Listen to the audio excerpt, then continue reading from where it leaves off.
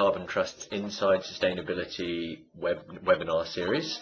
Today's edition is on mandatory carbon reporting, which is part of the Companies Act 2006 Strategic Report and Directors Report regulations, which are coming into force in October this year in the UK. They're going to be what we understand to be the world's first mandatory requirement for companies to report on their carbon emissions. We've got with us today a couple of our experts who are going to take you through these regulations, the wider implications, what could be happening in the future, and how to get the maximum business benefits out of it. Di, do you want to start recording? Yeah, I have done. Lovely, thank you. And do you want to flip the slide over? Yeah, just bear with me one moment.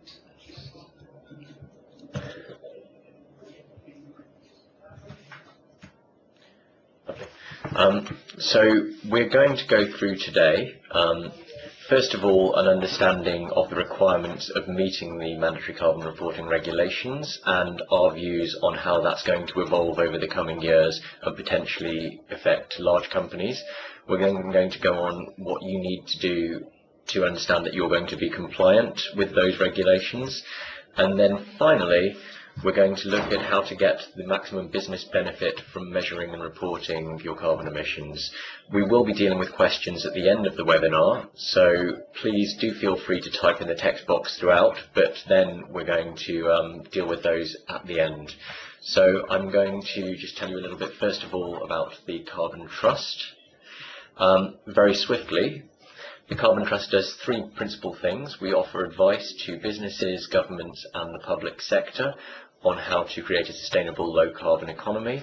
We do footprinting of organisations and products, looking not just at carbon but also at water, and more recently we're starting to look into waste as well. And we certify those footprints as well as measure them. And finally, we look at technology, both the innovation of low carbon technologies and also the implementation of particularly energy efficiency. And for businesses specifically, we offer strategic consultancy, we offer support with business cases, supplier sourcing, implementation of technologies, and we can certify organisational and product footprints of both carbon, water and soon, this autumn, waste. So I'm going to hand over now to Morgan Jones, who is their Associate Director of Certification, and he's going to take you through the regulations. Thanks, Jamie. The first part, I'm going to talk you through how we got here today in terms of the story around carbon and mandatory reporting of carbon.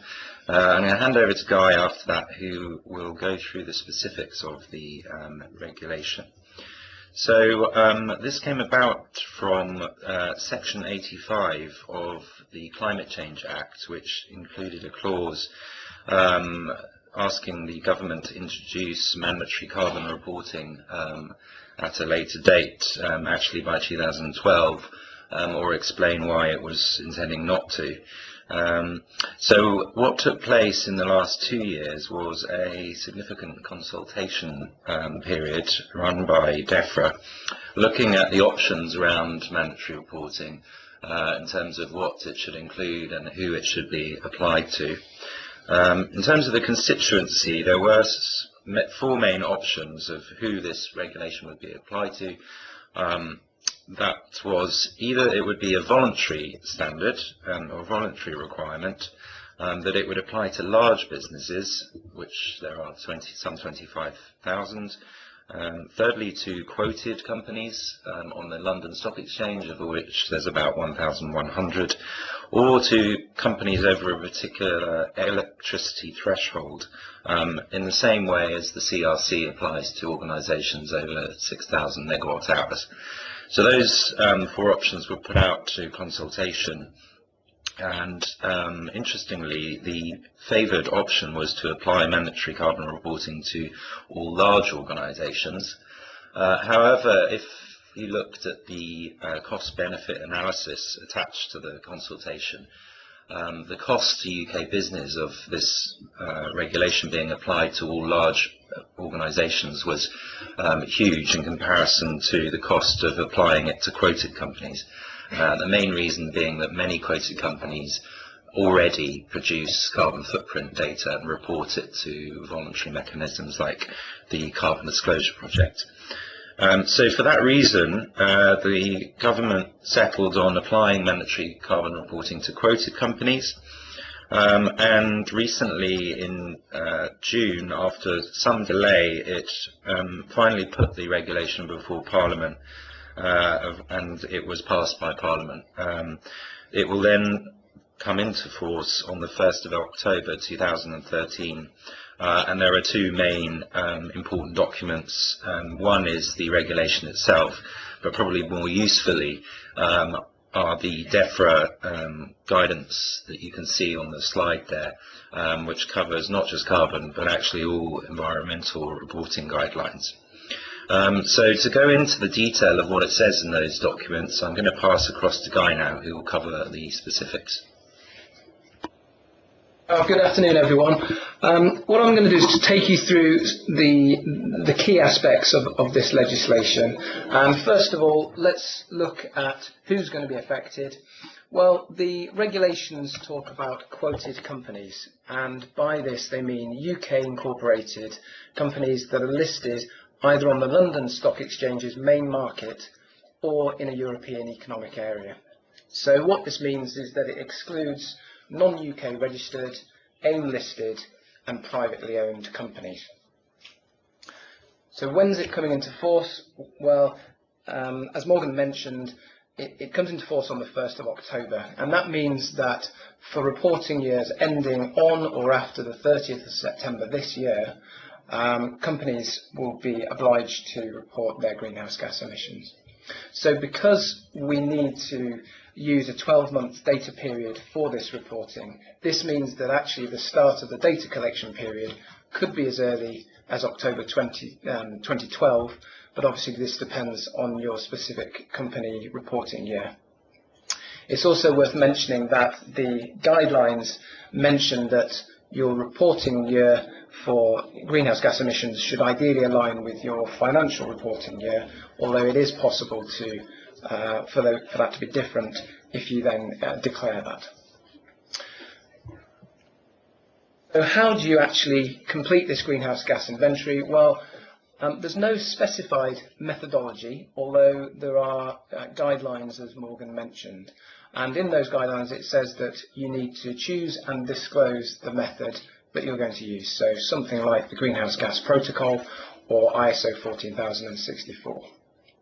It also says that verification is optional, although it's worth bearing in mind that these figures are going to be published publicly and they're going to be open to comparisons, so it's definitely worth considering the verification of those numbers. So what do you actually need to pull together? Well, you first of all need to complete and this is really important actually, a carbon footprint or greenhouse gas footprint for your global operations. So some companies may already be footprinting part of their organisation, but a key requirement is that this is for your global organisation. In terms of the scope covered, you would be able to use different control approaches, so you could use operational control or financial control or equity share, although it's likely that financial control would be the preferred method, so that best aligns with your financial reporting. In terms of the emissions covered, the regulations require that you report the Kyoto gases, which are basically 6 types of gases, and these all need to be converted into carbon dioxide equivalent. In terms of operations, there's 2 main areas in which you need to report to comply with the regulations. The first is direct emissions, so that can be emissions from fuel, from either, say, heating or transport. It can be from process emissions, or it can also be from fugitive emissions, such as gases from refrigeration equipment. So all of those are required within direct emissions. And then you also need to report your indirect emissions from purchased electricity, heat or steam. So as well as explaining the scope of what's required. It also gives detail of the format of how you're required to present this information. So you first of all need to break down this direct and indirect emissions, which is broadly what is referred to in the GHG protocol as Scope 1 and Scope 2, as well as a total. And then for the total, you're required to give an absolute value of CO2e emissions and also an intensity value. So that intensity value is up to the reporting company to define. That could be in emissions per £1 million revenue, for example. And as well as that, you need to also, after your first reporting year, give the emissions that you declared in your previous year as well. There's also a comply or explain clause which says that if you're not able to pull together the information required, that you're required to explain the approach that you've taken and why you've not been able to report that information. So finally, where does this need to be reported? Well, it needs to be in the director's report, in the annual report and account. This must state the methodology, any emissions, and any differences in time frame for reporting, as I mentioned earlier. At this point, it's worthwhile just looking at how this regulation compares to other carbon regulations that exist in the UK. And I think it's fair to say that it's an increasingly complex landscape in terms of what companies are being asked to report. Unfortunately, there are significant although there are significant overlaps with existing regulations, there are some differences as well. So the data you may have already recorded and reported for other carbon regulation doesn't necessarily fit what's being asked for here. So to give you an example, if we look at the CRC, that excludes any emissions from transport, which would be included in this regulation. And it only requires the reporting of CO2. It doesn't include all GHGs, all greenhouse gases.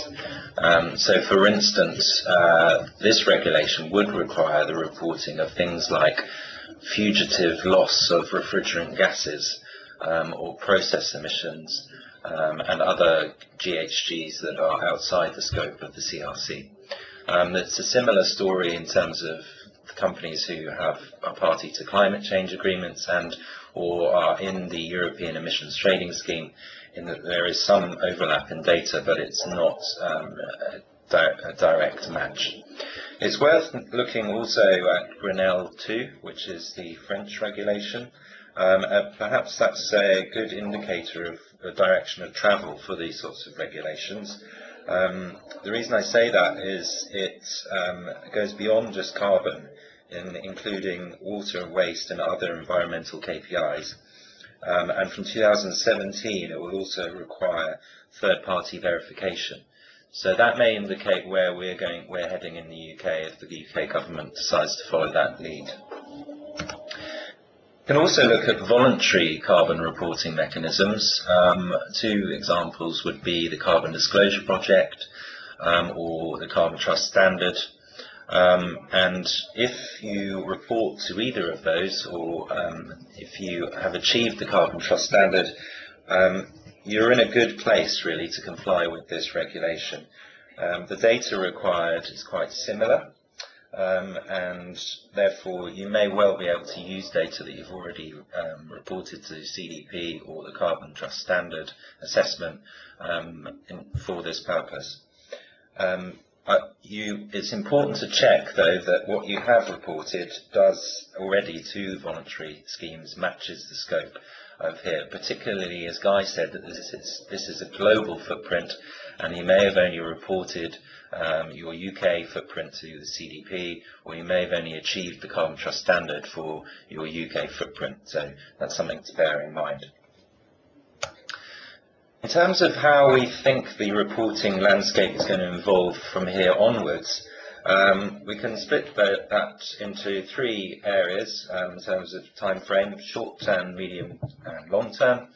And in the short term, we think that there's likely to be an increasing amount of voluntary verification As Guy said, the regulation does not mandate any verification. However, I think it will be interesting to see to what extent the directors, who of course have to sign off on the directors' report, which is where this data will exist, to what extent they will want a verification of those numbers before they sign off. So that's something you should consider as an organisation. I also think that because this is moving companies to looking at their global footprint, rather than perhaps just UK only, which they may have up to now been footprinting, we'll see this sort of corporate spotlight focus on global emissions. That should lead to better management of global emissions and the cost savings and efficiencies that can fall out of that kind of analysis. In terms of other short-term impacts, it will be, again, interesting to see to what degree this data is used by anyone. So will your stakeholders as an organisation take an interest in it? It's certainly fair to say that in the lead up to this regulation coming into force, there was some significant campaigning to make sure that it was pushed through from organisations like the WWF or Christian Aid. So it'll be interesting to see whether they continue to focus on the data that's actually reported, whether they are going to produce league tables, etc. In the medium term, the government's committed to reviewing the regulation and looking to extend it to large companies beyond just quoted companies, and we could well see an extension then of the scope of the footprint you're being asked to report to beyond your sort of organisational boundary and scope 1 and scope 2 to moving to scope 3 emissions, namely most likely would be business travel emissions. And it's interesting to note that the regulation guidance is part of a broader document which looks at all environmental KPIs, and I think that gives you an indication of where the government's going and how it sees carbon as just one other KPI that an organisation should be reporting alongside things like water and waste. So in the medium to long term, we can see an extension to broader environmental indicators. And finally, the most sort of market-moving implication of this would be if asset managers start to use this data in some form of investment decision and analysis of the companies that they own. To date, that has been done to a certain degree, but it'll be interesting to see to what extent the companies, the organisations that invest in your shares as a listed company take note of this data and pick it up for their analysis. So how does this affect your business going forward? We're going to first of all look at the upsides and downsides of these regulations coming into force. So first of all, there are costs and risks associated with this. So there are costs associated with measuring and reporting your emissions plus verification, and it's fair to say that if this is the first time you're doing this, then there is quite significantly more work than if you're repeating the exercise in following years. Also, as Morgan mentioned, this needs to be signed off by the director, and there are risks associated with publishing that number. So if the numbers are not verified, then there's a risk of an error, which could be an issue. Or if it is being verified, then if the footprint hasn't been pulled together in an appropriate way, then there may well be issues in a lengthy or costly verification. There's also a risk of damage to corporate reputation as these numbers become more available in a more widespread manner. So it's easier for comparisons to be made between companies. Potentially, there's a risk that you might come across less favourably than some competitors. However, there are also some significant benefits and opportunities. So the first is that, of course, it's only when you start measuring something that you're able to manage it. So completing a carbon footprint for your organisation will straight away enable you to understand where the biggest energy use and carbon emissions are within your organisation. It will then help you identify where are the opportunities to reduce costs, and also to manage risks, to understand, well, as energy prices are likely to rise, where those price increases are really likely to bite in your organisation. And as a result, there's also an opportunity to enhance corporate reputation through doing this. So companies that are performing better from a carbon and environmental performance perspective are likely to be able to generate a really positive narrative going forward. So what action should you be taking as an organisation now to comply with this regulation? Well, that very much depends where you are on your carbon footprinting journey.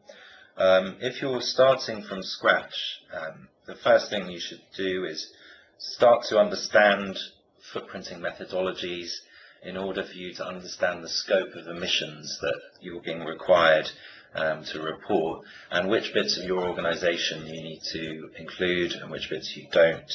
And that will give you a boundary so that you can then go away and start collecting data. That will involve people all around your organisation. They will probably be sending data into a central hub, but they'll need to be trained on how and what's required, and you'll also either, depending on the size of organisation, need to build a footprinting tool or buy a off-the-shelf software tool to help you produce the footprint number. You'll then need to think about what you're going to include in your report, what's it going to look like, which benchmarks you might use to track your carbon performance, and what you're going to say about your carbon performance in terms of the narrative that goes alongside the number in the director's report. I think most companies won't simply report a number and leave it at that. They'll want to have something positive to say about changes they're making and how they're reducing their footprint year on year. If you're a more sophisticated organisation in terms of carbon footprint, it's about building on your existing reporting.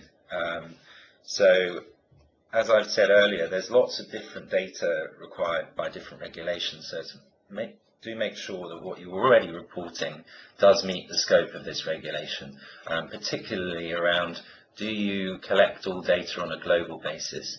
You may have an excellent footprint for the UK, but you may not have considered other regions yet. It's worth stress testing your reporting system and the quality of data, because this may be the first time that you're putting it into such a eminent document as the annual reports and accounts, with all the requirements for robust data that goes with that document. So do have a good look at the data in terms of its quality and how confident you are in terms of putting that out into the public domain. The other thing to consider is this is going to have to match up with the financial reporting calendar of your organisation. So you should try to understand what the sign-off procedure is for producing the annual report and accounts, when you need to have submitted the footprint numbers and the narrative to go with it, who is required to sign it off, etc. It's obviously a very involved process, and you don't want to be the person in your organisation holding up the annual report and accounts because the data isn't ready, so it's well worth understanding that. If you want real confidence and a endorsement of what you've done, then you can consider verification or other third-party endorsements such as the Carbon Trust Standard. That will show to your stakeholders that you're showing best practice. And then there's the question of target setting and measuring your performance against those going into the future. And finally, moving beyond simple compliance with this regulation and carving your approach out as a leading organisation in terms of perhaps extending your reporting to other environmental KPIs or a broader scope of emissions than the current regulation is requiring. Great. So we've gone through the requirements of the legislation, and we've also explained to you how it's going to affect your business from a strategic and also an operational point of view. What we wanted to finish with was highlighting really how you can maximise the business benefit of these regulations coming into place. And the key benefit really is to use meeting the requirements of this regulation as an opportunity to achieve wider business benefits. And what I'm going to do is talk you through the different ways in which you can achieve this. So first of all, the most obvious way of gaining benefit from this is to use the insights gained in your footprinting as a baseline for operational strategy. And this will enable you to identify carbon reductions and set targets. And the key business benefit of this is that it will enable you to identify cost savings.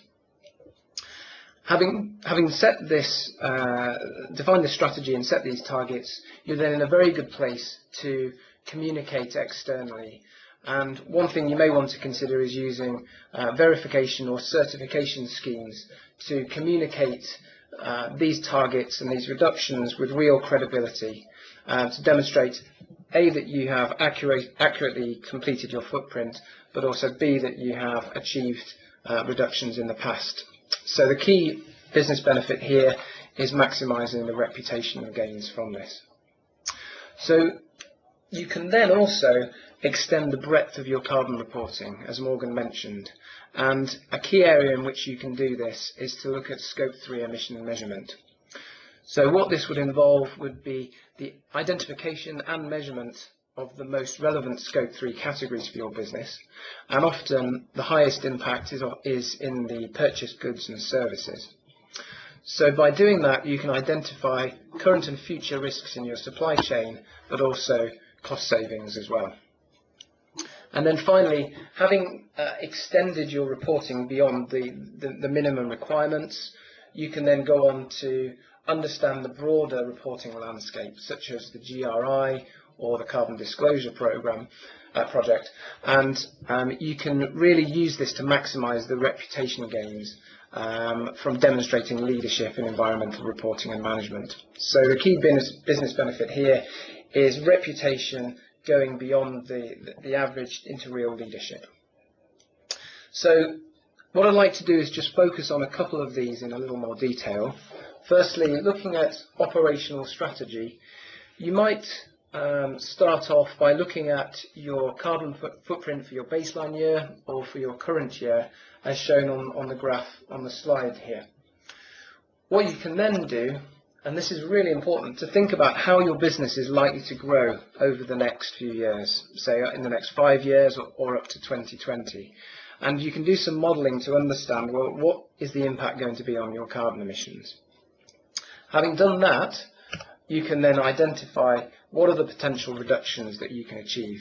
And typically, when we work with clients, we would do a site survey to really look at the technical opportunities that are available. And then we would identify how these could be rolled out across the full organisation to develop a picture of the carbon savings that are possible, the cost savings that are associated with those, and the capital investment that's required for them. There may well be some other influences that you would have on thinking about your future targets as an organisation, and then this analysis could then lead to you developing a target for a year in the future, say 5 years time or 2020. And this target you can have the confidence in, because you've done that analysis, that it's going to be achievable, yet it's going to be stretching as well. So that's looking from a carbon perspective. Looking at the same thing from a financial perspective, you can use this analysis to identify your current costs on energy and potentially waste and water as well. And you can model going forward to identify how this is likely to change in the future.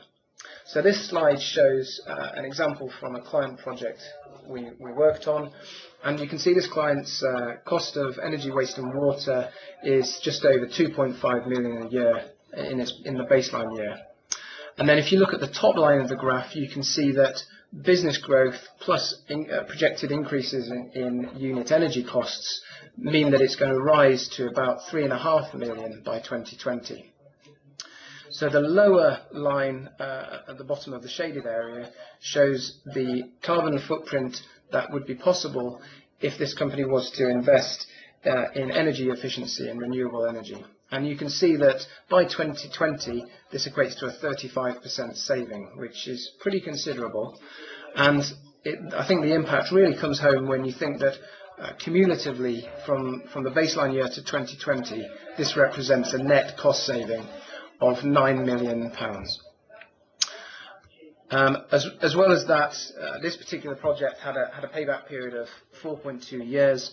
But if you were to roll out a project that didn't include renewable energy, often the payback periods for energy efficiency is less than 2 years. So these kind of payback periods are generally pretty attractive to companies looking in this area. So to look at one final area, I mentioned Scope 3 emissions measurement. And this slide gives an example of a project we worked on with Taylor Wimpey recently. So this project involved looking at their direct energy consumption and identifying opportunities, but also looking more broadly at their Scope 3 emissions and their emissions associated with their purchased goods and services. So we found in this project that we could identify the potential cost savings, but also the potential risks for Taylor Wimpey going forward.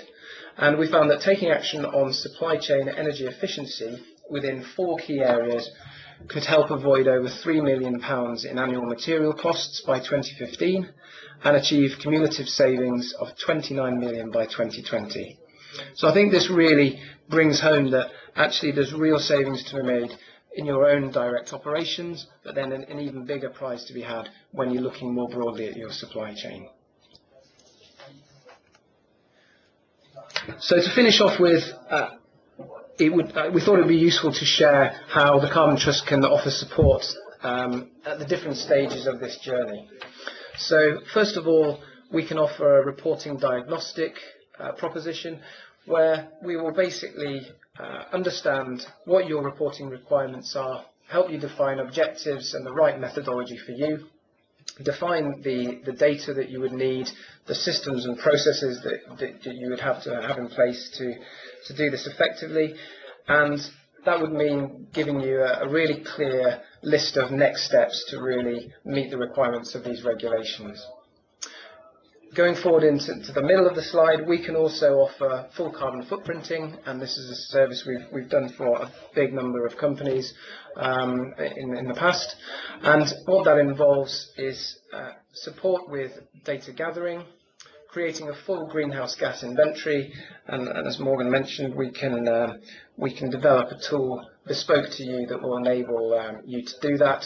We can then analyse the footprint and create reports that will really drive home some key insights about the opportunities to reduce. And we can also provide Scope 3 reporting if that's an area that's of interest to you as well. Having produced the footprint in one of these 2 ways, we can then provide verification services. So we can either verify that the footprint that you or someone else on your behalf has produced, we can verify that that has been calculated in accordance with the methodology that you've chosen. Alternatively, we can provide the Carbon Trust standard, which will certify that you have accurately calculated your carbon footprint and that you've also achieved reductions over a series of years. And we found that the Carbon Trust standard has been a really effective way of demonstrating with credibility that a company is measuring and reducing their carbon emissions. And then finally, we can also help with a whole range of mitigation activities as well. So I mentioned about developing a full carbon strategy. We can help you develop a business case. We can help you source suppliers and technologies that will help you achieve reductions in the most cost-effective way possible. And we can also provide finance through a partnership we have with Siemens. So hopefully that gives you an idea of the kind of ways in which we can support you. I'll hand back to Jamie now. Thanks very much, Guy, and thanks very much, Morgan, for that presentation. We've reached the part where we're going to look at some questions. So I imagine that if there wasn't a muted audience at this point, there would be some applause. As you're all muted, please feel free to use the text box to type in your questions, and we'll pass it over to Morgan and Guy if they're as appropriate to answer them. Thanks very much for listening. I hope that you all managed to look at the slides. Just so you know, this will all be available on YouTube, unless, of course, this is the YouTube recording, in which case you're watching it right now. Thanks.